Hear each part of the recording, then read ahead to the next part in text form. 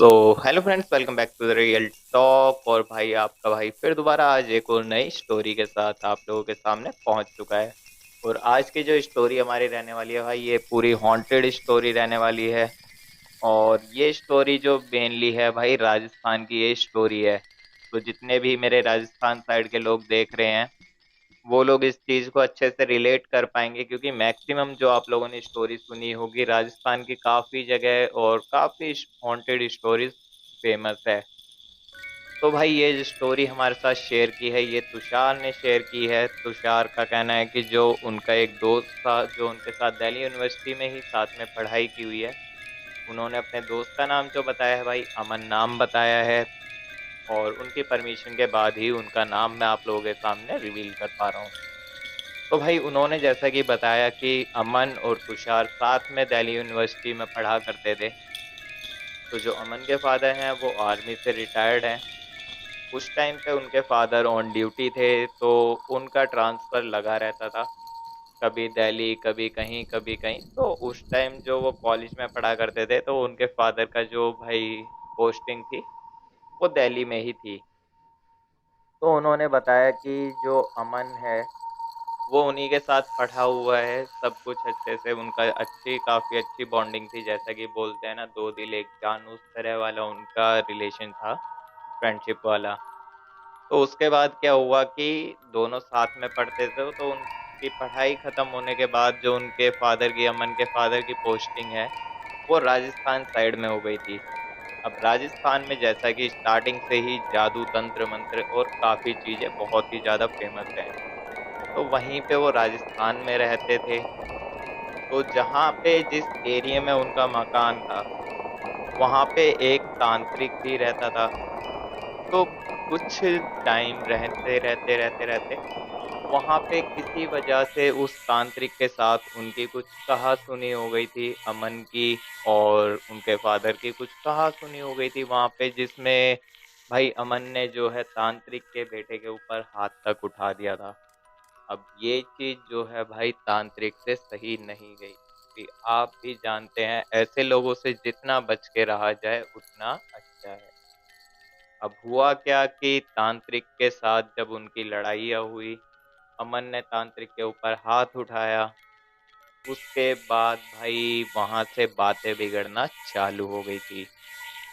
तो जैसे जैसे आगे कुछ टाइम बीतता गया, तांत्रिक ने उसी टाइम जो है भाई खुले में धमकी दी थी कि 1 साल के अंदर तुझे मैं बर्बाद कर दूंगा। और ये बात कहीं ना कहीं आखिर में सच हो गई। भाई नॉर्मली उनके घर में सब कुछ अच्छा चल रहा था। अच्छा चलते चलते अचानक ही उनके घर में सब कुछ बर्बाद होने लग गया। सब कुछ अच्छे से चलते चलते लॉसेस आने लग गए उनकी लाइफ में काफी ज्यादा। और इसी तरह चलते चलते वहां पे जो दिक्कतें हैं धीरे धीरे बढ़ती जा रही थी। अब उन्होंने काफी लोगों से पूछा भी कि भाई ऐसा क्यों हो रहा है, बट कोई भी उन्हें बता नहीं पा रहा था इस चीज के बारे में। अब इसी तरह से आगे चलती गई ये चीजें। जैसे जैसे आगे चलती जा रही थी, अमन की जो कंडीशन है धीरे धीरे बहुत ही ज्यादा खराब होती जा रही थी। और एक टाइम ऐसा आ गया था कि भाई उनकी इतनी कंडीशन खराब हो गई थी कि बेड से खड़े होने तक की उनकी हालत नहीं हो पा रही थी। अब ये सब देख के जो है अमन के घर वाले भी काफी ज्यादा परेशान हो गए थे कि एकदम से ऐसा कुछ हो गया, क्या हो गया है, कि डॉक्टर्स के पास जा रहे हैं, डॉक्टर्स भी इस चीज के बारे में कुछ भी नहीं बता पा रहे हैं। और कहीं भी जा रहे हैं, सब अगर रिपोर्ट्स वगैरह देख रहे हैं तो सारी रिपोर्ट्स वगैरह नॉर्मल आ रही है, लेकिन अमन की कंडीशन दिन पे दिन खराब होती जा रही थी। अब काफी टाइम बीतने के बाद जब वो अमन के फैमिली वालों को किसी ने सजेस्ट किया कि अगर डॉक्टर इस चीज को नहीं पकड़ पा रहा है, तो एक बार भाई दूसरी चीजें भी चेक करवा के देख लो कि कहीं कुछ गड़बड़ तो नहीं है। तो उन्हीं के कोई रिलेटिव वगैरह थे, वो उनको लेके गए किसी बाबा वगैरह के पास। और जब बाबा के पास पहुंचे तो बाबा ने देखते ही उन्हें पहचान लिया और बोले कि तुम्हारे ऊपर जो भाई चीज है उसका इलाज कोई नहीं कर सकता है। अब ऐसी क्या चीज होगी जो भाई, जो सिद्ध गुरु जो थे उन्होंने भी हाथ खड़ा कर दिया था।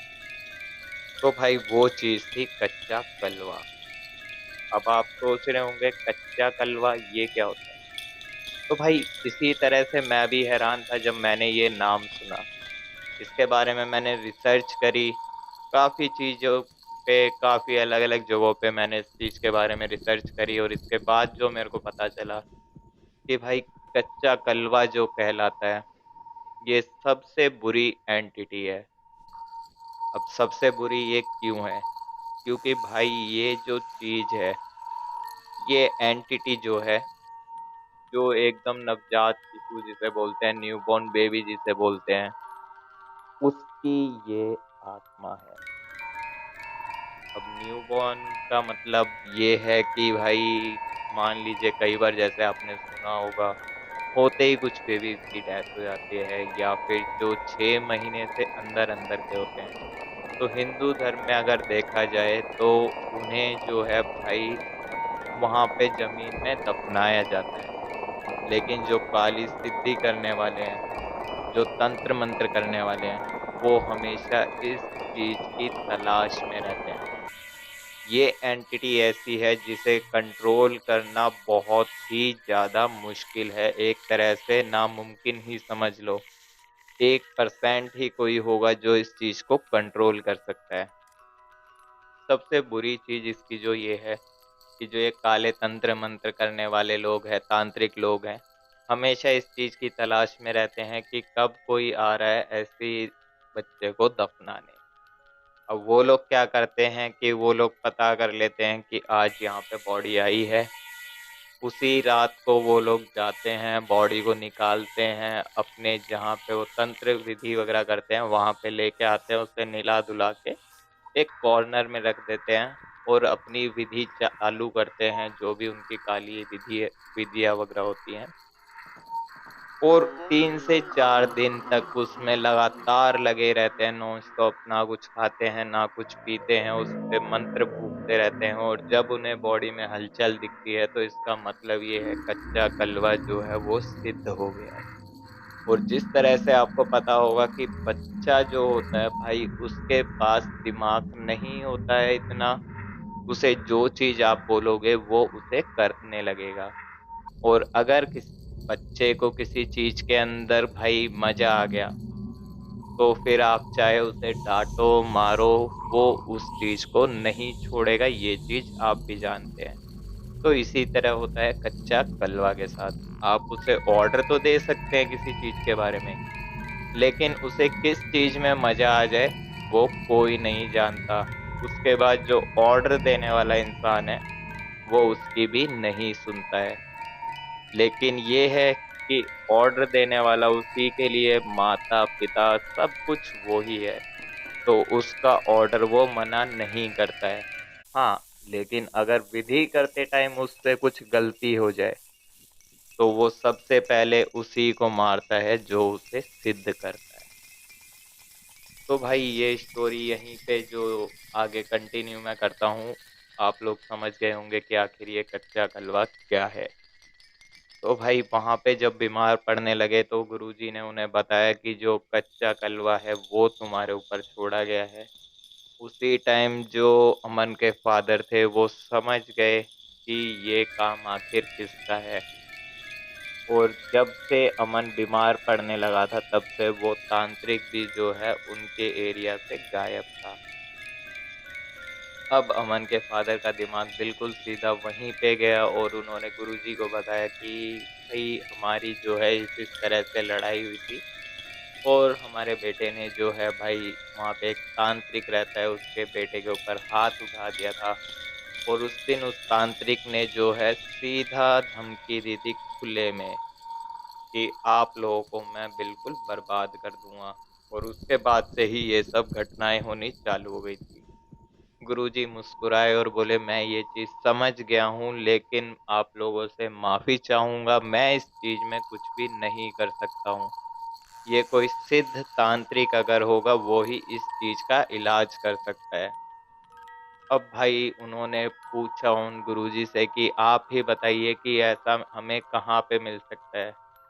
तो बोले इस तरह का तांत्रिक यहाँ पे तो मिलना मुश्किल है, या तो इसका इलाज वही कर सकता है जिसने ये चीज भेजी है, और उसके लिए भी सिर्फ 1% ही आसान है, वरना वो नहीं कर पाएगा। क्योंकि ये जो एंटिटी है, जैसा कि मैंने आपको बताया, इसे कोई भी पूरी तरह से कंट्रोल नहीं कर सकता है। अब वहां पे होता क्या था कि अमन जैसे लेटा हुआ है, तो लेटे लेटे अचानक से उठ बैठता था, बच्चों की तरह हंसना चालू कर देना, और भाई अपने हाथों पे, जैसे बच्चा होता है ना जो अपनी उंगलियां चबाता है, उस तरह से चबा के खून निकाल देना, और अपने बाल नोचना, और वहीं पे बेड पे सब कुछ कर देना, यूरिन वगैरह सब कुछ वो वहीं पे कर देता था। और अजीब अजीब सी बच्चों वाली हरकतें करना, मतलब एकदम मेंटल डिस्टर्ब आप उन्हें समझ सकते हैं, इस तरह की उनकी कंडीशन हो चुकी थी उस टाइम। अब उन्होंने काफी जो गुरुजी से रिक्वेस्ट करी, तो उन्होंने, गुरुजी ने बोला कि मेरे को आप 2 दिन का समय दीजिए, अगर कहीं से कुछ पता चलता है तो इसके बारे में मैं आपको जरूर बताऊंगा। अब जैसे तैसे उन्होंने वो 2 दिन निकाले, उसके बाद फिर दोबारा वो गुरुजी के पास गए, और गुरुजी ने जो उन्हें रास्ता बताया, उन्होंने बताया उनके वहीं पे एक शमशान था गांव से बाहर निकल के, तो उन्होंने बताया एक बार वहां पे चली जाइए, वहां पे एक रहते हैं हमारे तांत्रिक बाबा जो हैं, तो एक बार उनसे जाके मिलिए, हो सकता है वो कुछ इसका इलाज कर सके। और शायद यार जो अमन के घर वाले थे, उनका कुछ अच्छा जो नसीब रहा होगा, उनके अच्छे कर्म रहे होंगे कि उन्हें जिस जगह पे पहुंचाया गया, वो वही था जिस गुरु से वो तांत्रिक सिद्धियां प्राप्त की थी। मतलब जहां से उस तांत्रिक ने सारी सिद्धियां सीखी थी, वो उनके गुरु थे, जिन तांत्रिक के पास इन गुरुजी ने भेजा था। अब वहां पे वो लोग गए, उन्होंने बताई अपनी जितना भी उनके साथ ये सारी घटनाएं घट रही थी, उन्होंने बताया कि इस एरिया से हम आए हैं और वहां पे ऐसे ऐसे एक तांत्रिक है। ये सुनते ही भाई वो तांत्रिक समझ गया कि आखिर ये कौन है, क्योंकि ये उन्हीं का शिष्य था।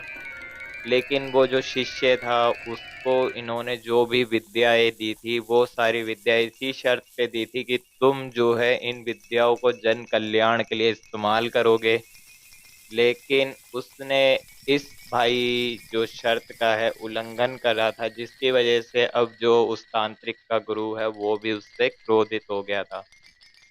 अब तांत्रिक के गुरु ने जो बोला, उन्होंने कहा कि इस चीज को मैं कोशिश कर सकता हूँ कि मैं ठीक कर सकूं, लेकिन पूरी तरह से मैं हाँ नहीं कहूंगा। उन्होंने, भाई जो अमन के पिताजी थे, उन्होंने उनके आगे हाथ जोड़े और बोले किसी भी तरह से आप मेरे बेटे को बचा लीजिए, जो आप कहेंगे वो हम देने को तैयार हैं। गुरुजी ने कहा कि मैं तुमसे एक पैसा नहीं लूंगा, कुछ भी नहीं लूंगा, क्योंकि ये जो करा है आप लोगों के साथ, ये सब कुछ मेरे शिष्य ने करा है, और इस चीज के लिए मैं बहुत ही ज्यादा शर्मिंदा हूँ कि मैंने अपना ऐसा शिष्य बनाया जिसे मैंने जन कल्याण के लिए सारी चीजें सिखाई थी, आज वही लोगों का बुरा कर रहा है। तो मुझे उससे ऐसी उम्मीद बिल्कुल भी नहीं थी। तो मैं अपनी तरफ से पूरी कोशिश करूंगा, अगर मेरी जान भी चली जाए तो भी मैं इस चीज की कोशिश करूंगा, क्योंकि अगर मैं इस चीज को छेड़ूंगा तो ये एक तरह से छोटा बच्चा है, और छोटा बच्चा जो है भाई किस बात का बुरा मान जाए किसी को नहीं पता। तो भाई गुरुजी ने अपनी तरफ से पूरी विधियां चालू कर दी, लेकिन किसी भी तरह से वो चीजें काबू में नहीं आ रही थी। गुरुजी भी एक टाइम पे हार मानने लगे थे। अब आखिर रास्ता जो गुरुजी के पास बचा था वो यही था कि किसी भी तरह वो अपने शिष्य को वहां पे बुलाएं, ताकि वो उससे हुक्म दिला सके उस कच्चे कलवे को कि वो वहां से वापस लौट आए। अब भाई जैसे तैसे करके गुरुजी ने अपना दिमाग चलाया, और किसी तरह से अपने उस शिष्य को, उस तांत्रिक को वहां पे अपनी कुटिया में बुलाया। उसे कुछ भी बताया नहीं था कि किस वजह से बुला रहे हैं। उन्हें जैसे तैसे करके वहां पे बुलाया, और जैसे ही वो तांत्रिक वहां पे पहुंचा, गुरुजी ने उन्हें वहां पे बिठा के बहुत कुछ सुनाया कि मैंने तुम्हें जितनी भी विद्याएं दी थी, विद्याएं जो दी थी वो जन कल्याण के लिए दी थी, लेकिन तुमने ऐसा किया। जिसके बाद वो जो तांत्रिक है वो भी काफी ज्यादा भाई नर्वस हो गया था उस चीज को लेके, क्योंकि वो अपने गुरु को बहुत ज्यादा मानता था। अब भाई जब गुरु ने उन्हें आदेश दिया तो जो वो तांत्रिक है वो रेडी हो गया कि ठीक है, मैं जितनी भी चीजें मैंने करी है उन्हें वापस लेने की पूरी कोशिश करूंगा, चाहे इसमें मेरी जान जाए चाहे कुछ भी जाए, इसी को मैं अपनी गुरु दक्षिणा समझूंगा। और भाई उन्होंने जो है अपने जो आदेश दिया हुआ था कच्चे कलवे को, तो कच्चे कलवे को दोबारा से उन्होंने आदेश दिया वापस आने का। लेकिन जैसा कि मैंने आपको बताया, इस चीज को आदेश देना तो बहुत ही आसान है, लेकिन उस चीज को रोकना उतना ही मुश्किल। अब जब भाई इस तांत्रिक ने उसे आदेश दिया तो उसने साफ साफ सामने से इनकार कर दिया।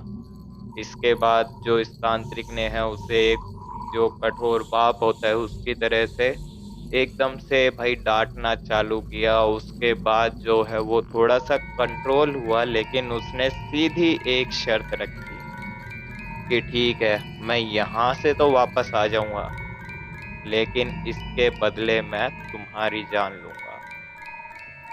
अब जो तांत्रिक है भाई वो कुछ नहीं कर सकता था, क्योंकि उसे अपने गुरु के आदेश का पालन करना था, और अपने गुरु को वो एक भगवान की तरह पूजता था। और उनके गुरु ने उन्हें आदेश दिया था कि चाहे कुछ भी हो जाए, इस बच्चे को बचाना है, क्योंकि ये सब जो है भाई मेरे ऊपर पाप आएगा, क्योंकि मैंने तुम्हें विद्याएं दी थी और तुमने उस विद्या का गलत इस्तेमाल किया है।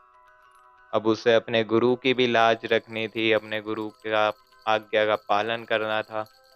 तो उसने जो है भाई उस कच्चे कलवे को बोला कि तुम वहां से तुरंत वापस आओ, तुम्हें मेरी जान लेनी है मेरी जान ले लो, लेकिन वहां से तुरंत वापस आओ। अब उसके बाद जो है भाई उसी टाइम जो तांत्रिक था वहां पे बैठे बैठे एकदम से जमीन पे गिर गया, और उसने अपने गुरु की तरफ देखते हुए माफी मांगी, और उसी टाइम उसने अपने प्राण त्याग दिए।